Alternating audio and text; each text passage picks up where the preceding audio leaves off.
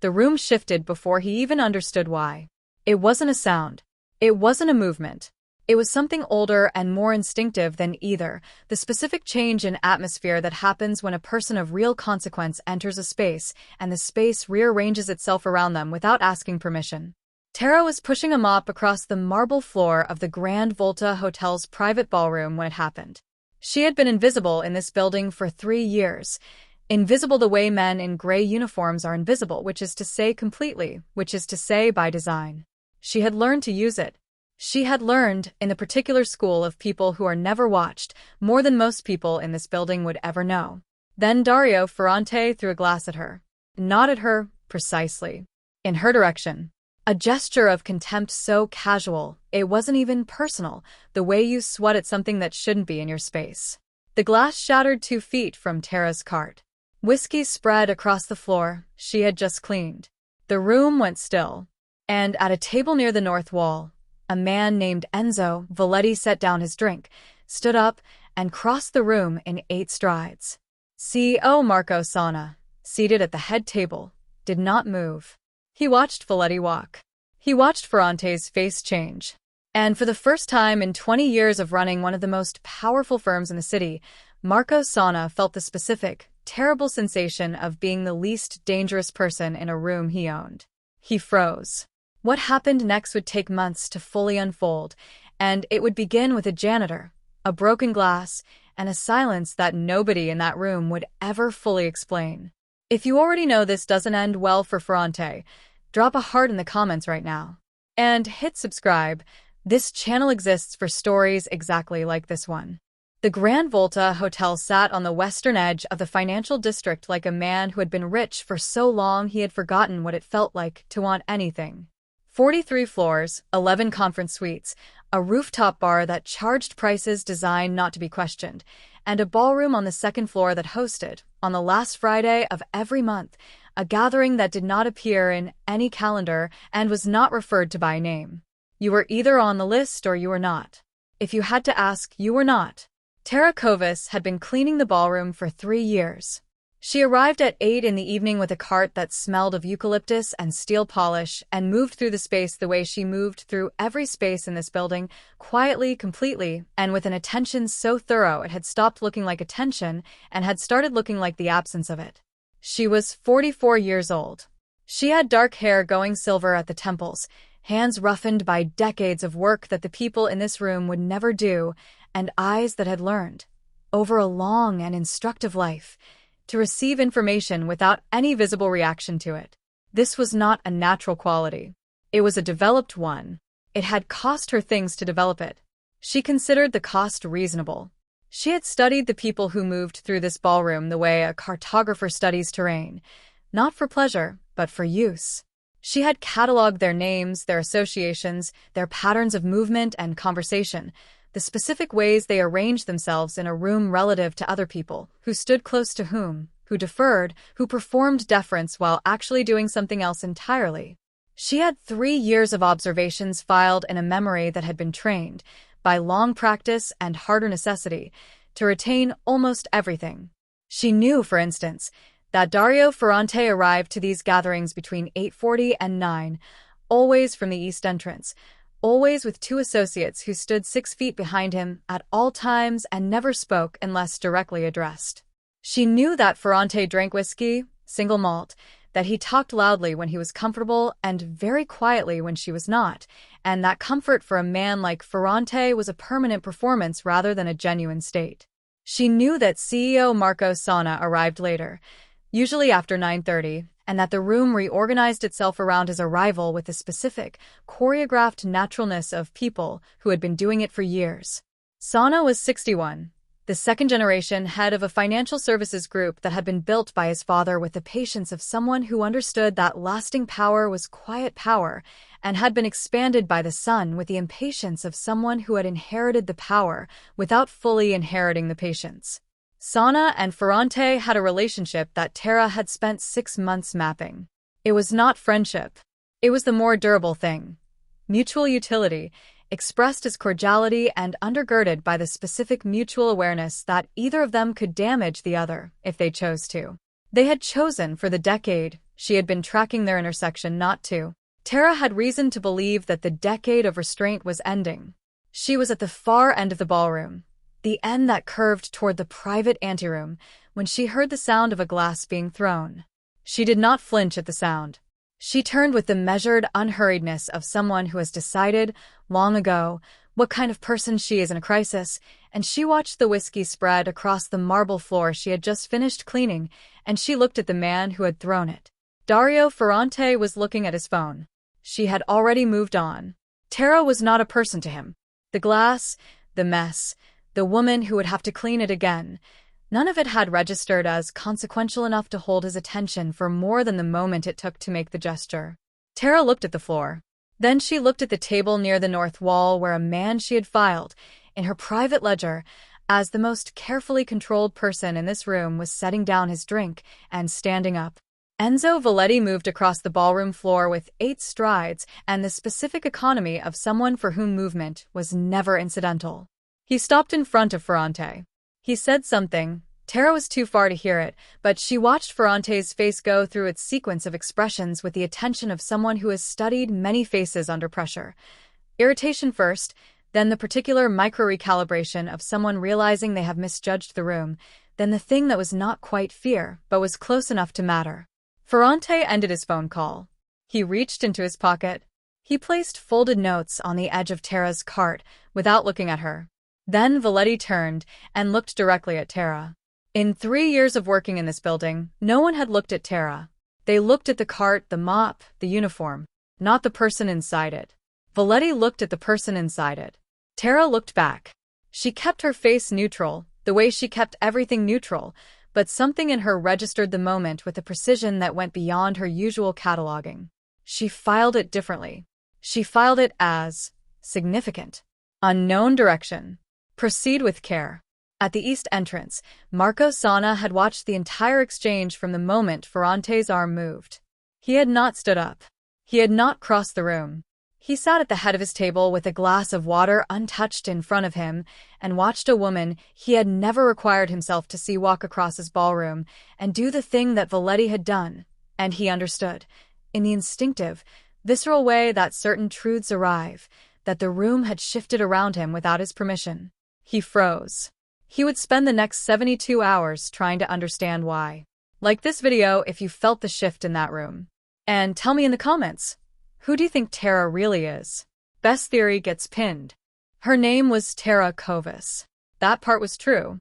She had been born in a port city that smelled of salt and diesel and the particular ambition of people who understood they were going to have to leave to become anything.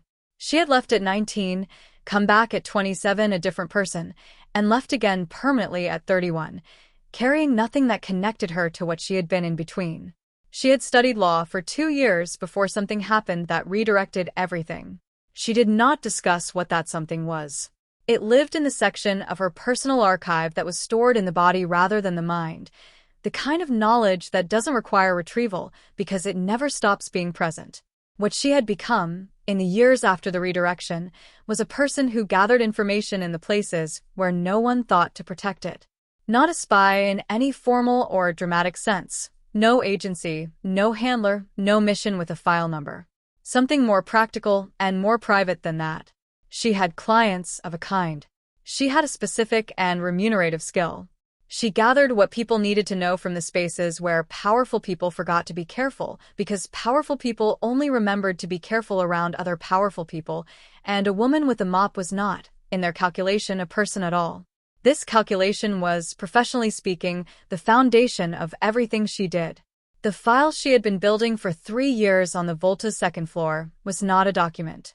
It was a structure, a network of confirmed observations and cross-referenced patterns that lived in a system she maintained with the redundancy and encryption of someone who understood, from experience, what happened when such systems failed. She had the names and associations of 47 people who moved through this building's private events. She had the outline of 3 financial structures that intersected at points she had spent 18 months mapping. She had, at the center of the current project, a specific question about a specific transaction that had occurred 14 months ago and that 3 separate clients, none of whom knew about the others, had paid her to answer. Dario Ferrante was not the answer. He was a thread. An instrument of the Operation Terra was mapping, a man of operational muscle and no particular strategic intelligence, which made him dangerous in the specific way that blunt instruments are dangerous, unpredictably, and without the restraint that came from understanding consequences. Enzo Valetti was something Terra had been watching for 4 months, without yet categorizing. He was present in the territory Terra was mapping. He moved through it with a care that could indicate concealment or could indicate the natural caution of a man in a room full of people who had reasons to be cautious. Terra had not resolved the distinction. It was the gap in her picture that bothered her most. Marco Sana was the question at the center. Terra used Valetti's card on a Wednesday. Valetti had left it on the cart after the glass incident. Not the money, which Ferrante had placed, but a card, placed with the deliberateness of someone who was communicating something that wasn't on the card. Terra had held it for a long moment and understood that the communication was an invitation. She had accepted invitations like this before. She had learned to assess their direction carefully before walking through them. She sent a message to the number on the card. She said, "I had a question about something I observed." The phrasing was designed to be unreadable at a surface level and legible at a deeper one. She waited. Valetti replied within the hour, "I'm at the Volta Thursday. The bar at 7 if you're there." He arranged to be there. Valetti was already at the bar when Terra arrived. He watched Terra cross the lobby with the same quality of attention he had deployed in the ballroom, present, thorough, not performative. He said nothing until Terra sat. "You didn't take the money," Valetti said. It was not an accusation. It was the observation of a man calibrating. "It wasn't mine," Terra said. A pause. Valetti turned his wine glass once. "You've worked here a long time." 3 years. "You know this building." "Well enough." Another pause. Valetti looked at the mirror above the bar rather than at Terra, which Terra registered as the choice of someone who wanted to have a conversation without being observed having it. "What was your question?" Valetti said. Terra looked at the bar. She had thought on the walk over about how precisely to phrase this, how much to give in what direction, to what end. She had made her decision. "Ferrante," she said. "The transaction 14 months ago. Was Sana present?" The silence that followed had a different quality from the silences before it. It was the silence of a man who had been expecting a conversation and had not been expecting this conversation. Valetti turned from the mirror. He looked at Terra directly. "Who are you?" he said quietly. "Someone who mops floors," Terra said. She stood. "Thank you for the water." She went back to work. Behind her, she heard Valetti remain at the bar for a long time. Good. She needed him thinking. There is a room on the 9th floor of the Grand Volta that Terra had been assigned to clean exactly once, in her 4th month of employment, and that had subsequently been removed from her rotation without explanation and without anyone appearing to notice that it had been removed. She had noticed. She had not pursued it immediately because the first discipline of the work she actually did, not the mopping, the other work, was that you did not move directly toward the thing that moved away from you. You moved laterally. You waited until the motion stopped, and then you diagnosed why it had been moving in the first place. Room 914 had been removed from every cleaning schedule for 16 months. It was listed on the hotel's internal system as an executive storage suite, a designation used for rooms taken off the guest rotation for administrative purposes. The designation was not unusual. The administrative purpose, in this particular case, was, she had established, through 8 months of indirect inquiry, never from the same angle, never in a way that left a legible trail, that room 914 received deliveries from a logistics company registered to a warehouse on the Eastern Ring Road. The warehouse did not appear in any public commercial directory. It appeared, however, in the network of operational structures she had been mapping for 18 months, at a node that connected to 3 of her 47 names and to the transaction 14 months ago that 3 separate clients had paid her to understand. Dario Ferrante had a key card for room 914. She had confirmed this in month 10. Marco Sana, she had not yet confirmed. It was the gap that kept the picture incomplete. Valetti found her on the 3rd floor on a Saturday afternoon. Terra heard his footsteps from the service corridor. She had learned Valetti's footsteps by now, the specific rhythm of a man who moved with purpose and no performance, and straightened from her cart before Valetti turned the corner. "You asked me about the transaction," Valetti said. No greeting. The economy of someone who had decided to move past preamble. "You didn't answer," Tara said. "I've been thinking about whether to." Tara waited. She was very good at waiting. "I've decided," Valetti said, "that you already know more than the question suggests. And that what you were actually asking wasn't about the transaction. It was about whether Sana knows I know about it." Tara held this. Turned it. Set it down in the right place. "Does he?" Valetti looked at the corridor. The building was quiet around them. A Saturday quiet, the specific emptiness of a place between events. "She knows there's an irregularity," Valetti said. "She doesn't know how much of the picture I have. I've spent 4 months trying to determine whether that uncertainty protects me or makes me a liability." "Which conclusion are you reaching?" "That it depends on what Ferrante decides to do in the next 30 days. And that Ferrante's decisions are being shaped by someone I haven't been able to identify." Tara kept her expression neutral. This was information she had not had. It changed the shape of the picture in a direction she needed to follow carefully. "Room 914, she said. Valetti went still. Not surprised. Tara had ceased expecting surprise from this man, but still, in the way of someone adjusting to new terrain. "What about it?" "I was assigned to clean it once. Month 4. The rotation changed the week after." "When exactly?" "A Tuesday in October. The change came through Friday of the same week." Valetti was quiet for a moment in which Tara watched him process the timeline and arrive at something. "The Friday," Valetti said slowly. "That's 3 days after the initial transfer documentation was processed. Before it was complete." She looked at Tara. "Someone knew you were in that room." "Yes," Tara said. "And changed your rotation to keep you out." "Yes." "Which means someone in this building's administration is connected to the operation. Not just Ferrante." Tara gave him the room number and the timeline and watched him carry it. She did not give him the 3 clients or the warehouse on the Eastern Ring Road or the name she had been approaching for 6 weeks from 3 separate angles and had not yet confirmed.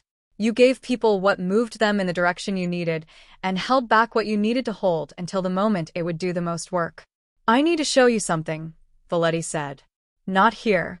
Can you be at the East Service entrance at 11 tonight?" Tara considered this. The invitation had a different quality from the bar, more specific, more operational, carrying more risk in both directions. "I'll be there," she said. Subscribe right now. This story is just getting started, and next week's drop is going to be even more intense. Hit the bell so you don't miss it. The East Service entrance of the Grand Volta opened onto a loading bay that smelled of cold metal and the diesel of early morning deliveries. At 11 on a Saturday night it was empty, not the casual emptiness of a space between uses, but the specific emptiness of somewhere that had been made empty. 2 lights that should have been on were off. The security camera at the northwest corner was pointing 4 degrees to the left of its usual position, which was the kind of detail that only someone who had checked its usual position would notice. Tara noticed. He filed it as Valetti prepared this, which meant Valetti was someone who prepared things, which told him something she hadn't fully confirmed. Valetti was waiting inside. She had a bag, small, leather, the bag of a man who moved with things she needed rather than things he wanted, and she produced from it a single manila folder which she set on the loading bay's steel workbench, without ceremony. 14 months ago, Valetti said, a capital transfer moved through a shell structure registered in 3 jurisdictions. The middle entity, the one that cleaned the provenance, was incorporated 6 weeks before the transfer and dissolved 4 weeks after. Standard architecture for this kind of movement. I have the documentation because I was asked at the time to review the shell's incorporation as a legal matter. I had no context for what it was part of. Tara opened the folder. She looked at the documentation without touching it, the habit of a woman who had learned that the conditions of how you received information affected how credibly you could later say you'd received it. When did you acquire the context? Tara said. 8 months ago. Gradually, Valetti paused. I made the mistake of asking Sana a question about the middle entity, oblique, framed as a routine compliance inquiry. His response told me he knew exactly what it was and expected me to not to pursue it. The specific kind of response that is designed to function as a warning without being recordable as one. Did you stop pursuing it? I stopped asking Sana questions, Valetti said. I did not stop pursuing it. Tara looked up from the folder. She looked at Valetti with the direct, assessing attention he reserved for moments that required a recalibration. The unidentified person shaping Ferrante's decisions, Tara said. Do you have a direction? A name I can't confirm. A woman. Financial background. Not operational. She's been moving in and out of Ferrante's orbit for 6 months, but leaves no documentation trail, which means she understands the documentation environment. Valetti paused. She was at the ballroom last Friday. I couldn't identify her in the room. Tara was quiet for a moment.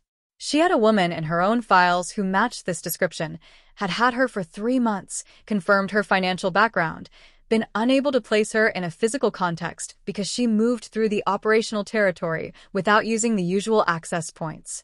She had not connected her to Ferrante's circle directly. She did now. She did not tell Valetti this. The folder, Tara said.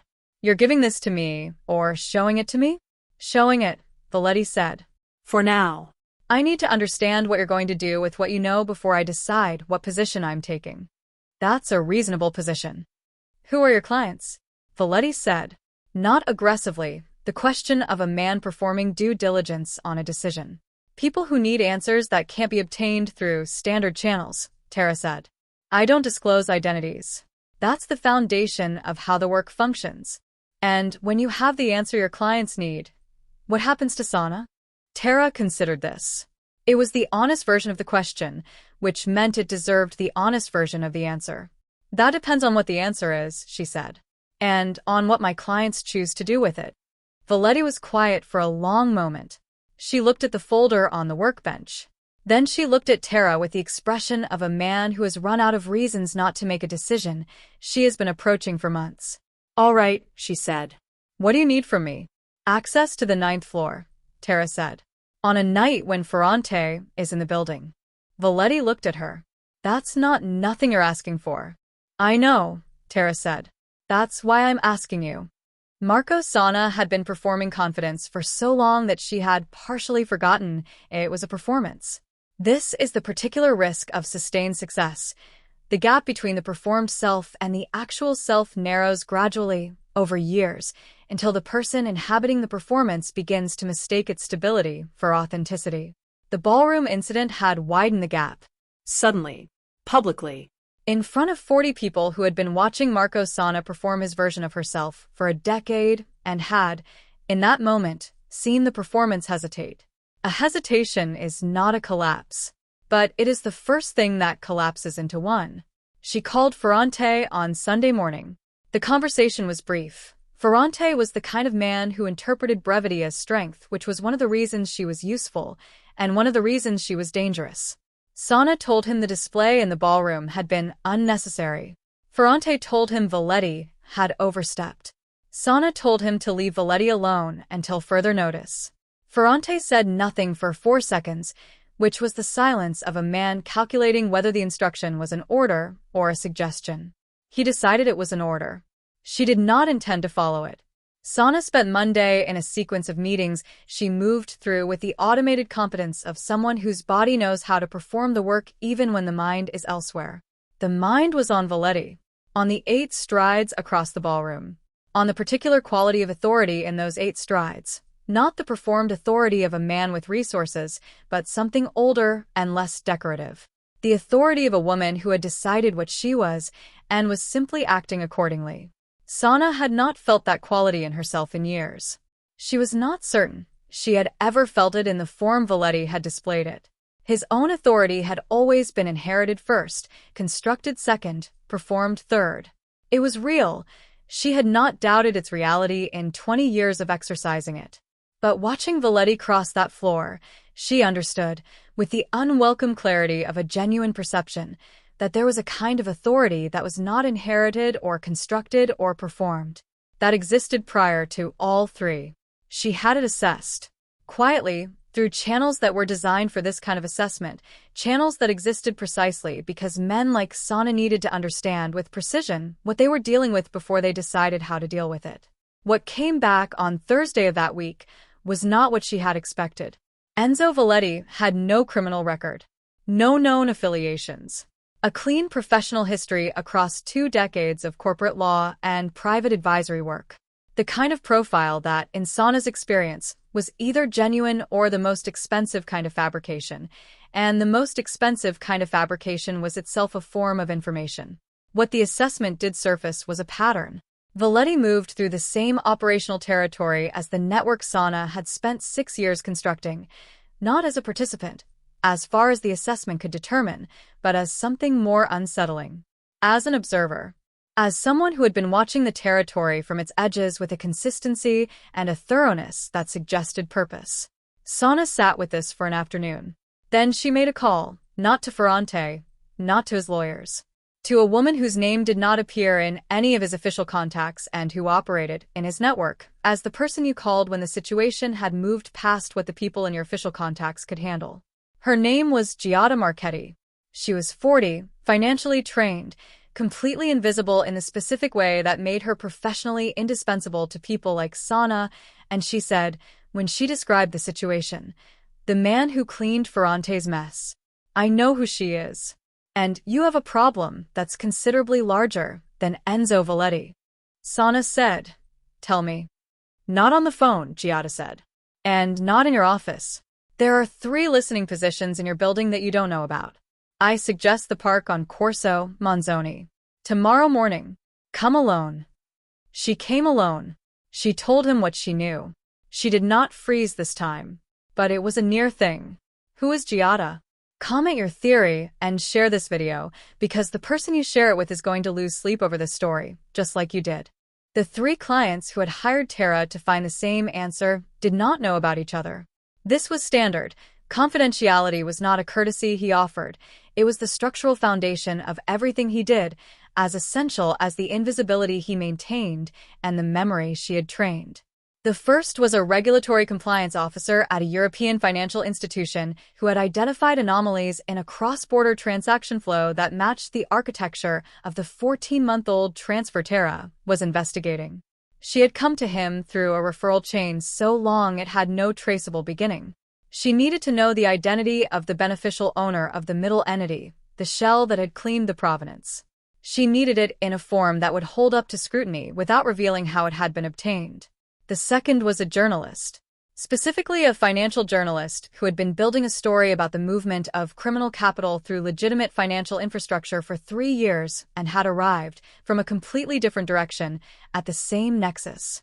She needed confirmation of a name he already suspected. She needed it confirmed from a source he couldn't compromise. The third was the one Tara thought about most. A man who had lost a construction business, a real business, built over 20 years, employing 140 people, when a predatory capital structure had been used to acquire and strip it. A man who had spent 6 years trying to trace the origin of that structure and had been met, at every turn, with the smooth institutional resistance of people who had built their protection into the architecture of the things she was trying to expose. She was not wealthy.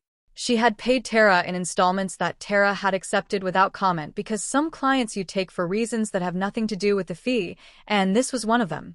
The name at the center of all 3 cases, the beneficial owner, the confirmed source, the person behind the predatory structure, was Marco Sana.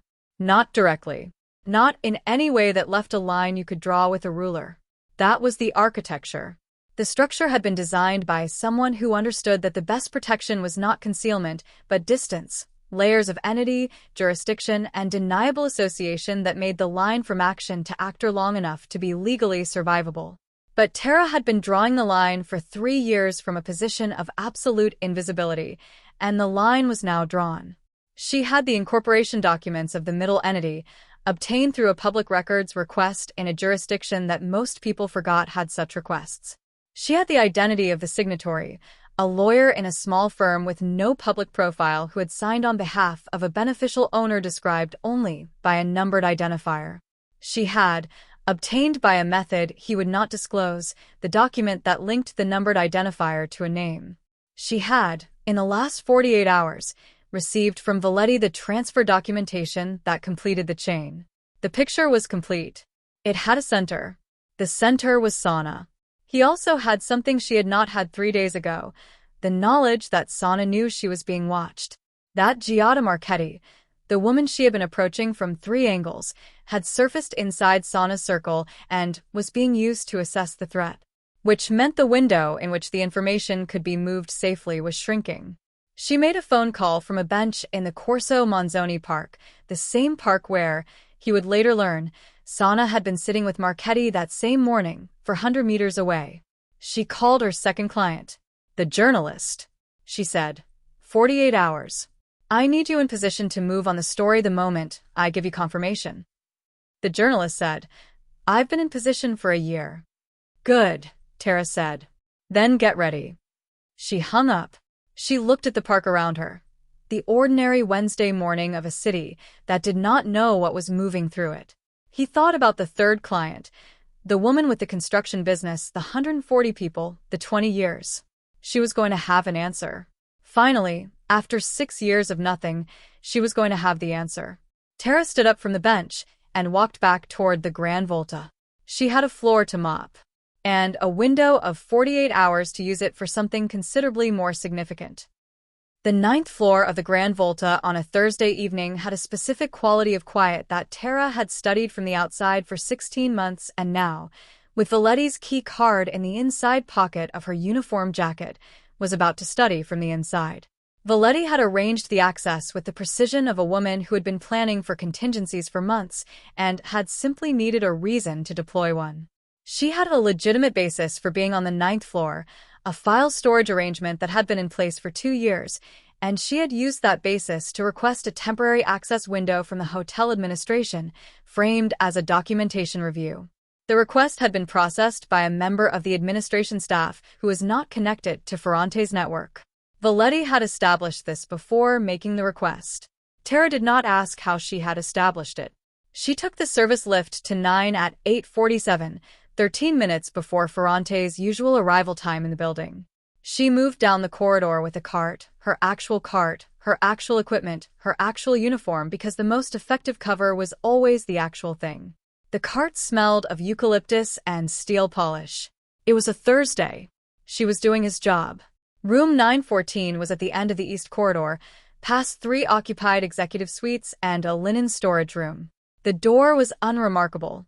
The access reader beside it was newer than the others on the floor, which was the kind of detail you noticed only if you had been looking for it. The key card worked. She entered. The room had been fitted out as a working space. Not an office exactly, but an operational room. Steel shelving units along 2 walls, each holding labeled boxes with the anodyne labeling of legitimate administrative storage. A shredder in the corner. A workbench with a surface that was cleaner than a storage room had any reason to be. A small safe bolted to the floor under the window, partially concealed by the lower shelf unit. She did not open boxes. She did not touch the workbench.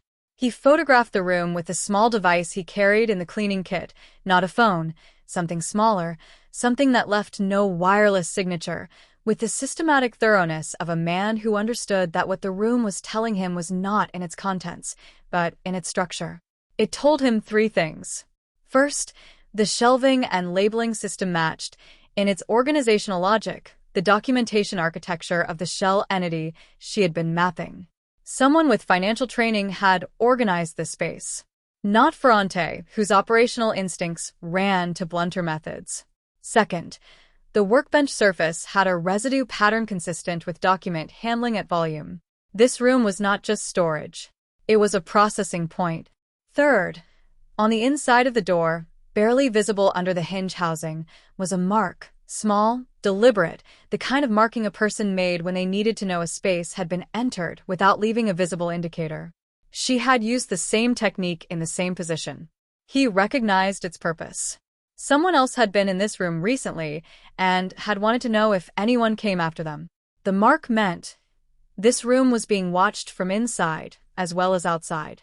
She left everything exactly as she had found it. She left the mark undisturbed. She exited the room at 8:59, returned to the corridor with her cart, and was 2 floors away in the service lift when Ferrante's car pulled into the hotel's east entrance at 9:03. She was back on the second floor, his assigned floor, his legitimate position, when her phone vibrated once. A message from Valetti. Ferrante brought someone. A woman. She came in through the car park entrance, not the lobby. Tara looked at the message. She typed back. Height? Hair? Valetti's response. Medium height. Dark hair. She knew where the camera blind spots were. Tara set the phone in her cart. She had his confirmation. Giada Marchetti was in the building. The window was no longer 48 hours. It was tonight. If you made it this far, hit that subscribe button right now. The next story is already written. You do not want to miss what comes next. Like this video so more people find it. She made 3 calls in the service corridor outside the second floor linen room between 9:15 and 9:30.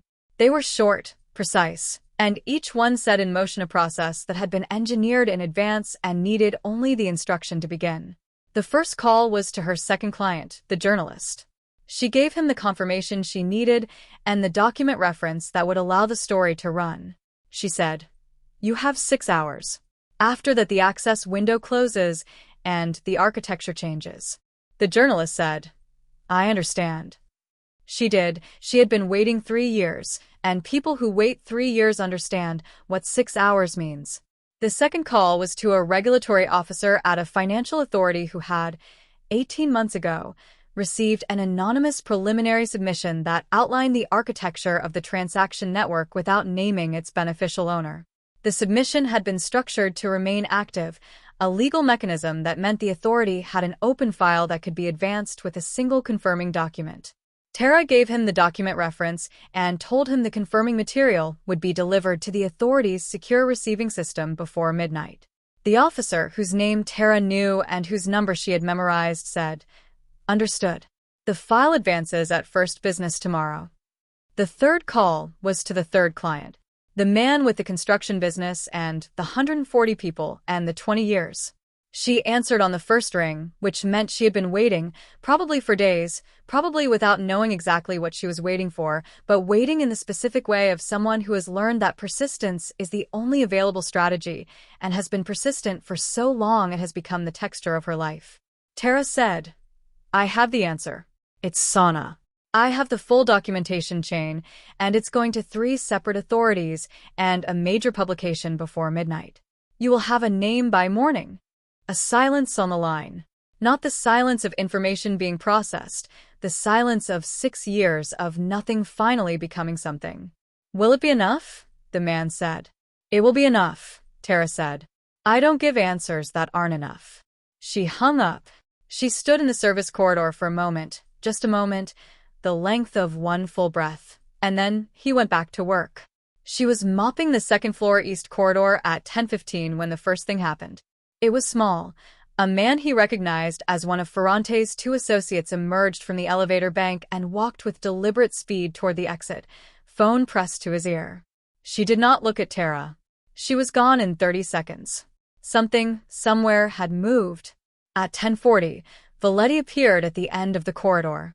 She was carrying her jacket in one hand, which meant she had left somewhere she had not intended to leave. His expression had the specific controlled flatness of someone managing something that was not yet public. "Ferrante and Marchetti left through the car park 12 minutes ago," she said quietly, reaching Tara. "Sana is still in the building. He's been in the private dining room on the 4th floor for the last 90 minutes alone." "Alone," Tara said. "Alone," Valetti confirmed. "And her phone has been active for the last 40 minutes. Continuous calls." Something reached her. Something had. Tara had built the system to move on multiple fronts simultaneously precisely because she understood that the first front to generate noise would alert the target, and that a target receiving noise from one direction while the other directions were already in motion was a target without options. "He'll try to restructure the architecture tonight," Tara said. "He'll attempt to add layers. It won't work. The confirming document has already been submitted. But he doesn't know that yet." "What do we do?" Valetti said. The "we" was noted. The shift it represented was noted. "You go home," Tara said. "You were here for a routine matter. You left when you finished. You heard nothing. You saw nothing beyond what you ordinarily see in this building. Your exposure is real but manageable. You have the documentation I described. When you're contacted, and you will be contacted, you cooperate fully. Valetti looked at her. And you? Tara picked up her mop. I finish the corridor, she said. Then I go home. That's it. Valetti said. That's it, Tara said. The work is done. Everything else is consequences. Valetti looked at her for a long moment, the thorough, assessing look that had characterized every interaction between them. Then he put on her jacket. Who are you? She said. It was the same question she had asked in the bar. It had a different quality now. Someone who mops floors, Tara said. Valetti almost smiled. Almost. She turned and walked to the elevator. Tara went back to the corridor. He mopped it to the end. She was precise and thorough, and left nothing behind. The story appeared on a Friday morning, in the digital edition of a financial publication with a readership of serious people who understood what the words meant without needing them explained. The headline was precise and not dramatic, which is the kind of headline that causes the most damage. Regulatory filing names senior executive in multi-jurisdictional capital transfer scheme. It did not name the janitor. It did not name Valetti.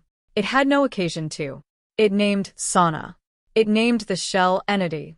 It named the beneficial ownership chain in enough specific and documented detail that the architecture of the structure, the distance that had been designed to protect him, became, in the publication's careful prose, the evidence of intent.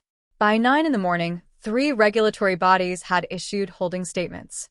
By 10, the firm's outside counsel had released a single-sentence response in the language of lawyers who know the response is not for the public, but for the record. By 11, Marco Sauna's car had not arrived at the building. It did not arrive that day. Or the next.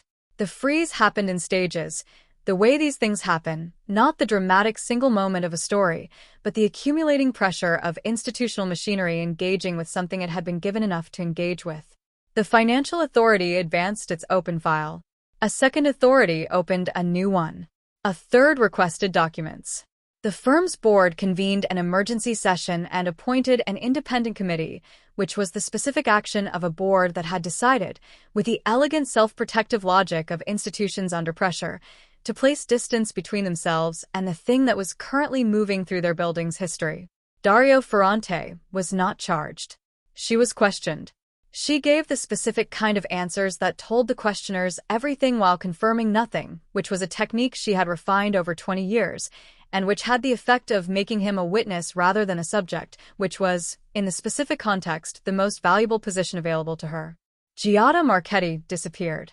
Not dramatically. She simply stopped being findable in the places she had been findable. This was a professional disappearance, the kind performed by someone who had been preparing for the possibility.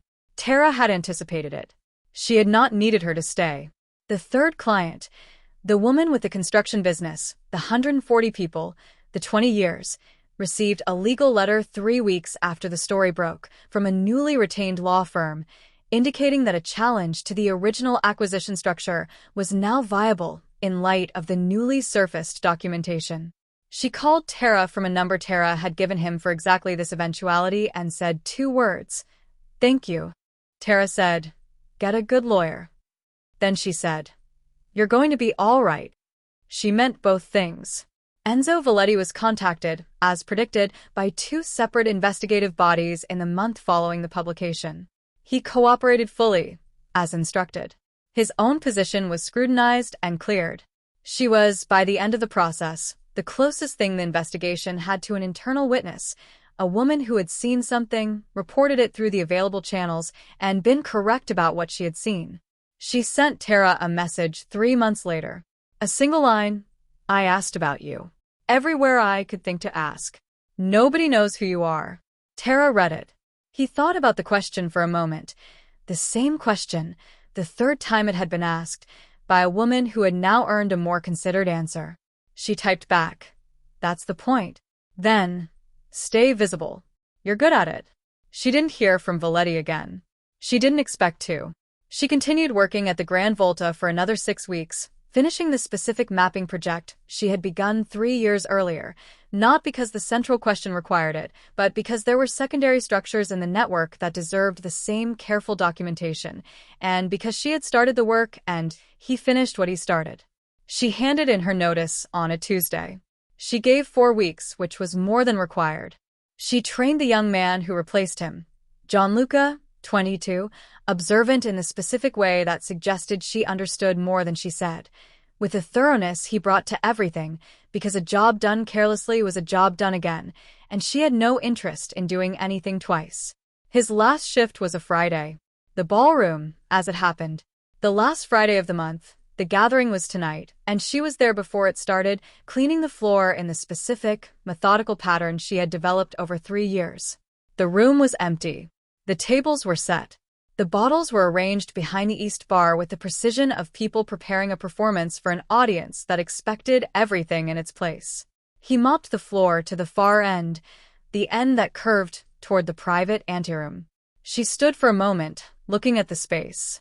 The Grand Volta had 43 floors, 11 conference suites, a rooftop bar that charged €40 for a glass of Prosecco, and a ballroom on the second floor that hosted, on the last Friday of every month, a gathering that did not appear in any calendar. The gathering would still happen tonight. Different people, different positions, the same performance. That was how these things worked.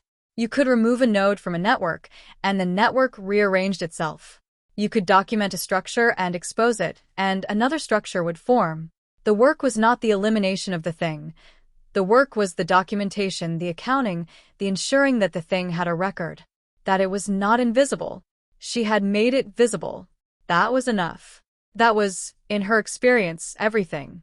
She pushed the cart to the service door. She turned off the ballroom lights. She walked down the corridor, took the service elevator to the ground floor, and handed her cart to the night supervisor with the same minimal courtesy she had maintained for 3 years. No more, no less, precisely calibrated. She walked out of the East Service entrance into the night. The city was ordinary around her. She moved through it the way she moved through every space, quietly, completely, and with an attention so thorough it had stopped looking like attention. Nobody noticed him leave. That was, and had always been, exactly the point. If this story hit you, like it right now. Subscribe before you close this tab. Drop a comment with your favorite chapter. And share it with someone who's been overlooked. They'll understand exactly why Terra matters.